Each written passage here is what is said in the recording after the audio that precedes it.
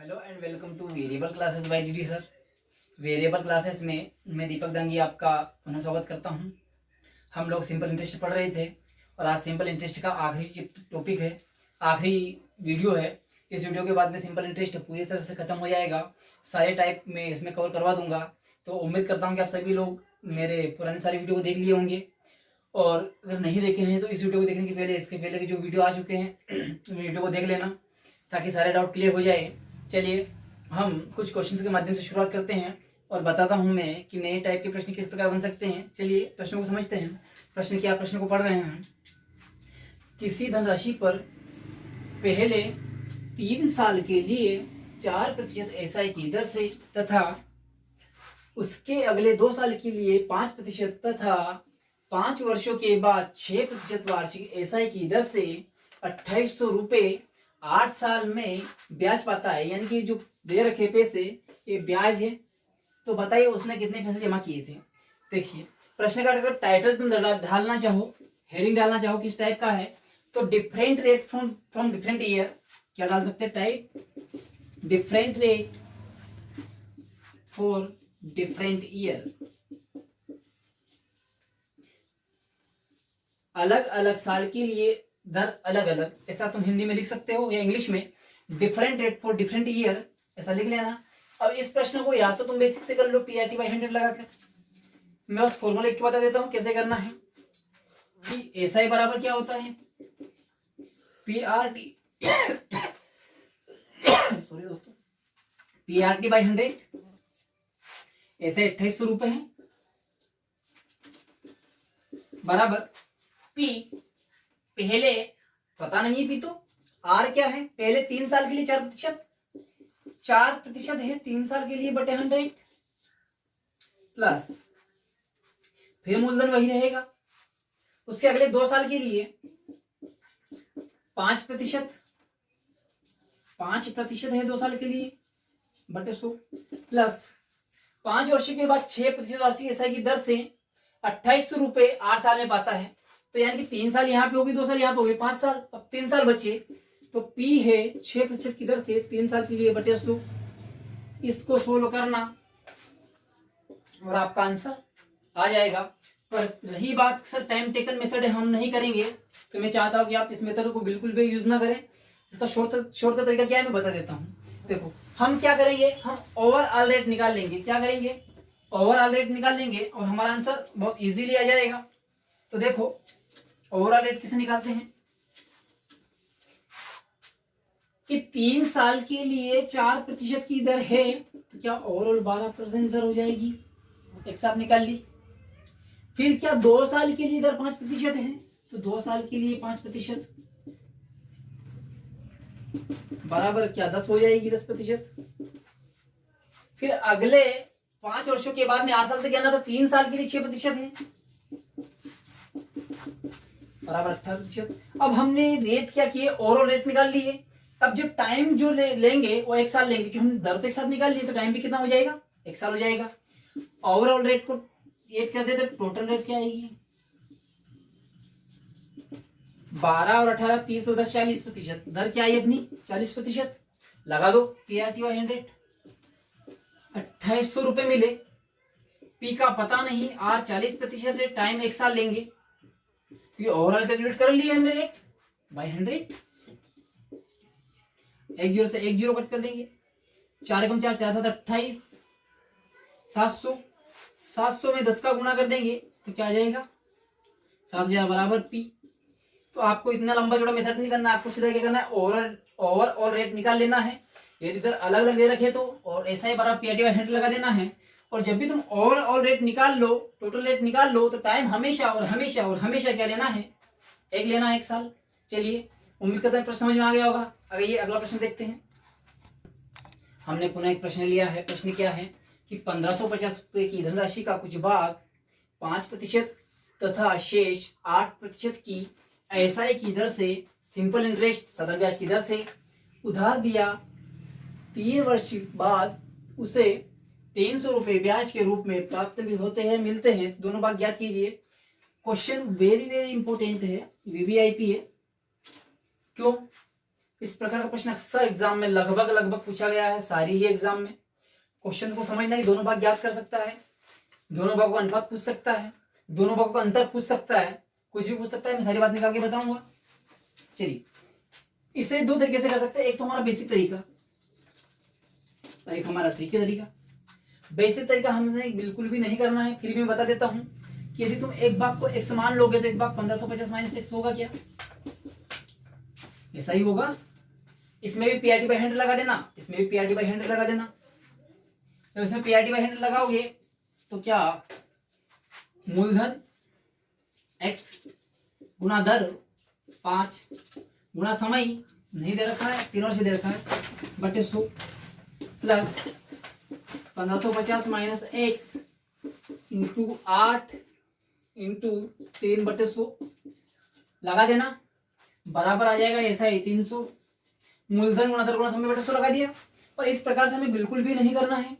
किस प्रकार से करना है मैं बता देता हूं। अगर तुम्हें इस प्रकार से करना हो तो आगे से बढ़ा देना, x की वैल्यू निकाल लेना, आंसर आ जाएगा। चलो, पर मैं इस तरीके से बिल्कुल भी नहीं करवाऊंगा। हम क्या करेंगे, देखो यार, कि यदि तुम्हें 300 रुपये टोटल ब्याज मिल रहा है, कितने साल में? 3 साल में। तो हम 3 का भाग लगा देंगे तो क्या 1 साल का आ जाएगा? तो 1 साल का जो ब्याज है वो कितना है? 100 रुपये। 1 साल का ब्याज कितना है? 100 रुपये। और 100 रुपये किस पर मिले हैं? 100 रुपये मिले हैं तुम्हें 1550 रुपये पर, इंटू 100। तुम यहां से निकाल रहे हो रेट, 10 से 10 5 दूनी 10, 5 ते 15, 5 कम 5, 200 बटे 31। ठीक है, ये हमारी रेट आ गई है, ओवरऑल रेट आ गई है हमारी। क्या आ गई है? ओवरऑल रेट आ गई है। जब ये वाली रेट दी गई दोनों रेट के बीच में हो तो हम क्या एलिगेशन लगा सकते हैं। तो पहली रेट हमारी 5% है, दूसरी रेट हमारी 8% है, बीच की रेट हमारी 200 बटे 31% है। अब समस्या क्या है सर? समस्या ये है कि यहां से 31 को हटाना पड़ेगा। यदि मुझे 31 को हटाना है तो क्या मैं इसमें 31 का गुणा कर दूं? ये हट जाएगा। अगर इसमें 31 का गुणा किया तो इसमें भी 31 का गुणा करना पड़ेगा और इसमें भी 31 का गुणा करना पड़ेगा। यहाँ 31 से 31 क्या हो जाएगा? कैंसल। 31 का गुणा 5 में करेंगे 155, 8 का गुणा 31 में करेंगे 8 या 24 बटे 200। अब क्या करेंगे? बड़े वाले जो संख्या उसमें छोटी वाली घटाएंगे तो ये बड़ी वाली, इसमें से ये घटाएंगे तो कितना बचेगा? 48। और ये बड़ी है तो इसमें से ये घटाएंगे तो क्या लिखेंगे? 45। फिर कट हो रहा है, कट कर देंगे, 3 कम 3 3 18, 3 कम 3 3 बजे 15। दोनों भागों का अनुपात आ गया है 16:15। यदि दोनों भाग का अनुपात पूछे 16:15, यदि दोनों भाग पूछे तो हमारे हिसाब से एक भाग 16 और एक भाग 15, तो दोनों भाग टोटल हमारे हिसाब से 31 हो गए। क्या दोनों भागों का योग हमारे हिसाब से 31 है। 31 की वैल्यू कितनी रखी है? 1550। एक की वैल्यू कट करेंगे तो 5 बार कट हो जाएगा 50। एक की वैल्यू आ गई 50। जब एक की वैल्यू 50 आ जाती है तो कोई सा भाग पूछ ले, इसमें भी 50 का गुणा कर देंगे और इसमें भी 50 का गुणा कर देंगे। 16 5 80, 800, पहला भाग 800 जो 5% पे दिया, और 15 5 75, 750, दूसरा भाग 750 जो हमने दिया है 8% पर। दोनों भाग का अंतर पूछिए तो दोनों भाग का अंतर की वैल्यू 1, 16 में से 15 माइनस करिए 1, और 1 का मान 50 है तो दोनों भाग का अंतर कितना आ जाएगा? 50। 750 और 800 में अंतर 50 का। उम्मीद करता हूँ प्रश्न समझ में आ गया होगा। चलिए मिलते हैं, अगला क्वेश्चन देखते हैं। आइए दोस्तों, हमने पुनः एक प्रश्न लिया है कि 1750 रुपए की धनराशि को 2 भागों में विभाजित की जाती है। यदि पहले भाग पर 8% की साधारण ब्याज की दर से, दूसरे भाग पर 6% साधारण ब्याज की दर से साधारण ब्याज क्या है? आपस में बराबर है। तो अलग अलग भाग याद करना है और ऐसे याद करना है। देखो दोस्तों, मैं तुम्हें हमेशा बताता आया हूँ, जब आर में टी का मल्टीप्लाई करते हैं तो बेसिक से बिल्कुल भी नहीं करना है। बेसिक से कर सकते हैं, एक भाग को x मान लो, दूसरे को 1750 माइनस x मान लो, दोनों का ऐसा ही बराबर करो तो पीआरटी बाई 100 लगाकर। तो कोई मतलब नहीं है इन चीजों का। तुम्हें तो सीधा फॉर्मूला बता रहा हूँ मैं, फॉर्मूले से करना r इंटू टी बाई 100। जब ऊपर जो आता है वो हमारा ऐसा ही होता है, नीचे जो आता है वो प्रिंसिपल होता है। ऐसा मैं पहले कहता आया हूँ तुम्हें। देखो 8% की एसआई की दर से, तो 8% इंटू टाइम का पता नहीं तो 1 साल ले लेंगे बटे 100। ठीक है, ऐसे ही ये फर्स्ट भाग है, क्या है फर्स्ट भाग, फर्स्ट पार्ट, और ये सेकंड पार्ट है। दूसरे वाले में क्या बोल दिया है भाई, 6%, यानी कि 6/100। अब क्या है, नीचे वाला प्रिंसिपल है और ऊपर वाला क्या है, मूलधन है। नीचे वाला प्रिंसिपल, ऊपर प्रिंसिपल है, ऊपर वाला अपना एसआई है। तो एसआई उसने क्या कहा, दोनों भाग बराबर एसआई के, तो 8 और 6 को बराबर करना पड़ेगा। तो मैं इसे कट कर देता हूं, या फिर मैं ऐसा करता हूं कि 8 और 6 का एलसीएम ले लेते हैं, दोनों में क्या बात कॉमन आता है, तो 2 अलग निकालने पर 24 आ जाता है, 6 चौक 24, 24 एलसीएम आ जाएगा। तो मैं इसमें 3 का गुणा कर देता हूं, क्या इसमें 3 का गुणा कर देता हूं, अलग पेन से लिख देता हूं मैं, और मैं इसमें 4 का गुणा कर देता हूं, तो क्या ऊपर वाला 8 या 24, तो 6 24 बराबर, दोनों भाग एसआई के बराबर। यदि मैंने ऊपर 3 का गुणा किया तो नीचे भी 3 का गुणा करना पड़ेगा, ऊपर 4 का गुणा किया तो नीचे भी 4 का गुणा करना पड़ेगा। अब क्या हुआ, 8 या 24/300 और 6 चौक 24/400। नीचे वाला हमारा क्या है, नीचे वाला भाग हमारा क्या है, चाहे तो इसे कट भी कर सकते हैं और छोटा कर सकते हैं, पर कोई दिक्कत नहीं है। 400 और 300 ये हमारा मूलधन है। यहां पर 400 रुपए पर 24 रुपए मिले, यहाँ 300 रुपए पर 24 रुपए मिले, तो 400 + 300 हमारा मूलधन कितना हो गया, प्रिंसिपल 400 + 300 बराबर 700। हमारे 700 की वैल्यू इसके 750 के बराबर, इसका 750 1750 रुपए था, 700 की वैल्यू 1750 के बराबर। कट कर देते हैं, एक जीरो से एक जीरो। अब कट करते हैं 35, छोटी संख्या से कट कर देते हैं, कोई दिक्कत नहीं है। 7 एकम 7 जीरो, 7 दूनी 14, 15 16 17 3 बचे, 7 बचे 35, 5 दूनी 10, 5 5 25, 2 की वैल्यू 5 आ गई है, 1 की वैल्यू 5/2। यहां तक समझ में आ गया होगा, 1 की वैल्यू 5/2। अब क्या पूछा है, दोनों भाग ज्ञात कीजिए।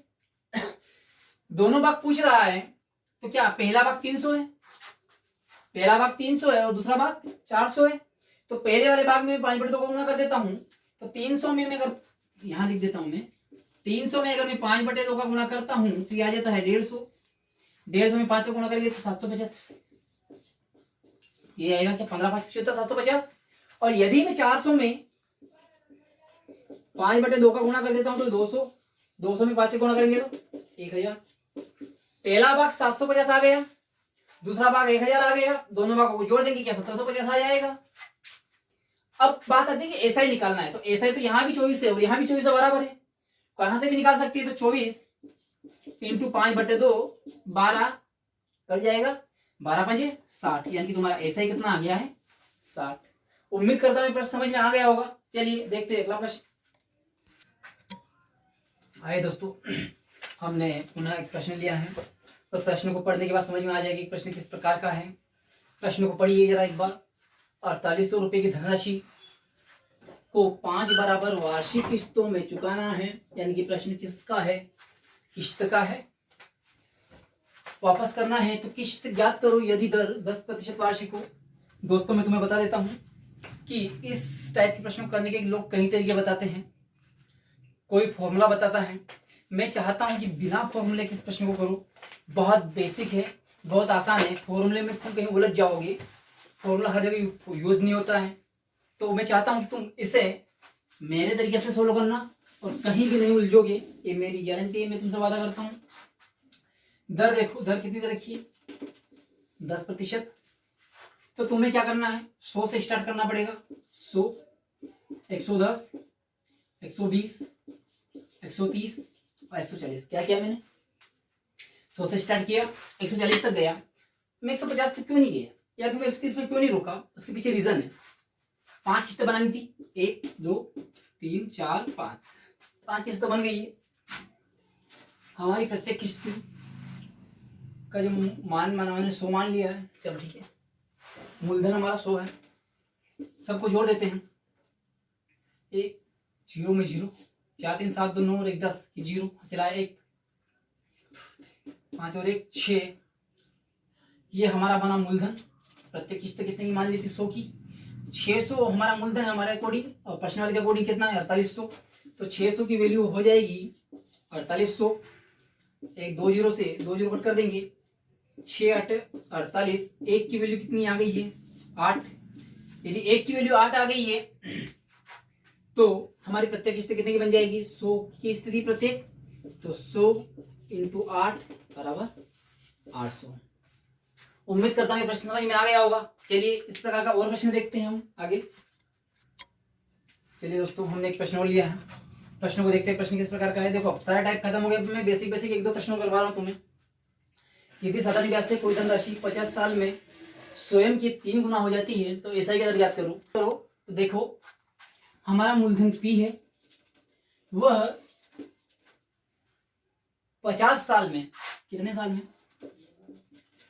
50 साल में स्वयं का 3 गुना हो जाता है। तो ऐसा की तरह पूछिए, यदि वो P से 3P हो जाता है तो ऐसा कितना मिला होगा? 2P, right. उसे ऐसा कितना मिला होगा? 2P। PRT/100 लगा दो, ऐसा बराबर PRT/100। ऐसा ही हमारा है 2P बराबर P मूलधन गुणा दर, पता नहीं, इनटू टाइम 50 साल बटे 100। P से P कट जाएगा, 50 से कम 50, 50 दूनी 100, 2 का गुणा 2 में करेंगे 4, तो R बराबर क्या आ जाएगा? 4। इधर भी प्रतिशत लगा दो और इधर भी प्रतिशत लगा दो। बहुत बेसिक सा प्रश्न था, मैंने समझाया है। चलिए एक प्रश्न और देखते हैं। प्रश्न किस प्रकार से हैं, प्रश्नों को समझ रहे हैं हम, और मैं प्रश्न बेसिक है, इसे खुद से करना जरा एक बार। प्रश्न क्या है कि यदि, क्या है प्रश्न? यदि 7 वर्षों में, यदि 7 वर्षों में मूलधन व एसआई का अनुपात में, मूलधन व एसआई का अनुपात, एसआई का अनुपात 10:7 है, तो रेट ज्ञात कीजिए। तो रेट परसेंटेज ज्ञात कीजिए। चलो प्रश्न को करो, सोलो करो, एक बार खुद से पढ़ो। क्या है कि यदि 7 वर्षों में मूलधन व एसआई का अनुपात 10:7 है तो दर ज्ञात करो। देखो मूलधन 10 था, एसआई 7 है, PRT/100 लगा दो। एसआई बराबर क्या होगा? PRT/100, मूलधन गुणा दर गुणा समय बटे 100। एसआई 7 है, P 10 है, R का तो पता नहीं, P अपना 7 वर्ष दे रखे हैं बटे 100। इस वाले 7 से ये वाला 7 कट जाएगा, 1 जीरो से 1 जीरो कट जाएगी, तो R के बराबर 1 का गुणा 10 में कर देंगे, इधर 1 बचेगा, 1 का गुणा 10 में कर देंगे तो 10, R प्रतिशत बराबर 10%। उम्मीद करता हूं कि सारे प्रश्न समझ में आ गए होंगे, सारी चीज समझ में आई होगी। तो वीडियो को क्या करना है? वीडियो को लाइक करना है, शेयर करना है, चैनल को सब्सक्राइब करना है, ज्यादा से ज्यादा लोगों तक चैनल को पहुंचाना है ताकि उनका भी फायदा हो सके। और जितना जल्दी तुम लोगों को तक पहुंचाओगे, चैनल को सब्सक्राइब करवाओगे, उतना ही जल्दी हम तुम्हारे साथ लाइव चैट कर पाएंगे, लाइव बातें कर पाएंगे, लाइव तुम्हें चीजें समझा पाएंगे। तो उम्मीद करता हूँ कि तुम हमारे द्वारा बताए गए सारे निर्देश का पालन करोगे, और कमेंट बॉक्स में कमेंट करके अपनी राय जरूर दोगे कि वीडियो कैसा लगा। यदि कोई डाउट रहता है तो भी वीडियो में कमेंट करना है और बताना है। चलिए मिलते हैं इसी उत्साह और उमंग के साथ अगले वीडियो में, तब तक के लिए बाय।